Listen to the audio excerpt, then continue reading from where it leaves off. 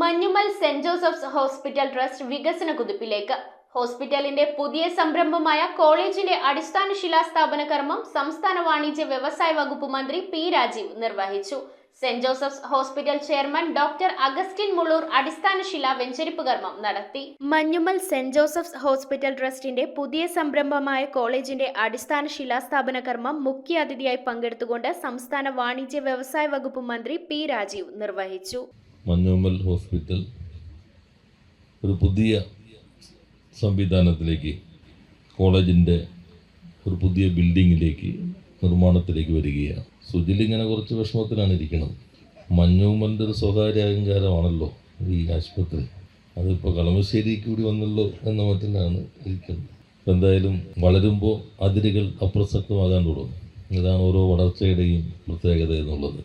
താൻ ശിലാസ്ഥാപനം നടത്തുന്ന എല്ലാ കെട്ടിടങ്ങളും വൻ വിജയമാണെന്നും ഈ കോളേജ് കെട്ടിടവും അതുപോലെ തന്നെ ഉയരങ്ങൾ കീഴടക്കട്ടെ എന്നും ആശംസിച്ചുകൊണ്ട് സർവ്വ പിന്തുണയും അദ്ദേഹം പ്രഖ്യാപിച്ചു. Saint Joseph's hospital chairman doctor Augustine Mulloor അടിസ്ഥാന ശിലാ വെഞ്ചരിപ്പ് കർമ്മം നടത്തി. ഫൗണ്ടേഷൻ സിഇഒയും ഫൗണ്ടറുമായ ഡോക്ടർ സ്നേഹ റെഡ്ഡി വിശിഷ്ടാതിഥിയായി പങ്കുകൊണ്ട് മഞ്ഞുമൽ സെന്റ് ജോസഫ്സ് ആശുപത്രിയുമായി സംയുക്തമായി പ്രവർത്തിച്ചുകൊണ്ട് നിർധനരായ രോഗികൾക്ക് സഹായം നൽകുക എന്ന ഉദ്ദേശത്തോടെ നടപ്പിലാക്കാൻ പോകുന്ന ധാരണകൾ വ്യക്തമാക്കി. Establishing a strategic partnership to attract investments aimed at transforming St. Joseph Hospital into an international institute of medical sciences with a direct US collaboration. Establishing St. Joseph International Institute of Medical Sciences.